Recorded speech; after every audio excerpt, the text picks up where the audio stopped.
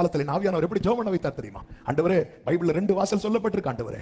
ஒன்று கேட்டுக்கு போகும் வாசல், என்னோட ஜீவனுக்கு போகும் வாசல். நான் உங்கள்ட்ட கேட்கிறேன்ப்பா, என் முன்னாடி ஒரே ஒரு வாசல் தான் இருக்கணும். அது நீங்க திறந்த வாசல மட்டும் தான் இருக்கணும். வேற எந்த வாசலும் என் முன்னாடி ஆப்ஷனா வைக்காதீங்க. அதை தடுத்துருங்க.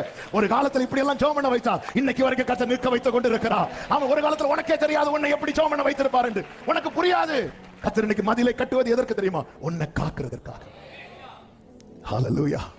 இந்த மதிலை கட்டலனா நீ என்றைக்குமே யாருடைய ஊழியக்காரனா இருப்ப தெரியுமா? ஆகீசுடைய ஊழியக்காரனா இருப்ப. உன்னை ஆகீசுடைய ஊழியக்காரனா இருக்க கொண்டு வரல தாவீது. திட்டம் தெரியாம பேசுற தாவீது. நாளைக்கு என்ன நடக்க போகுது தெரியுமா? தாவீது இயேசு நடந்து வரும்போது அவரை பார்த்து தாவீதின் குமாரனை என்று கூப்பிடுகிற அளவுக்கு உன்னை குறித்து அவருடைய திட்டம் பெரியது. ஓ, அவர் கையில் இருக்கிற திறவுகோலுக்கு தாவீதின் திறவுகோல் என்று சொல்ல வைக்க போகிறார். என்ன பெரிய திட்டத்தை வைத்து உன்னை அழைத்திருக்க. நீ இந்த 600க்காக, நீ இந்த ஒரு சின்ன காரியத்துக்காக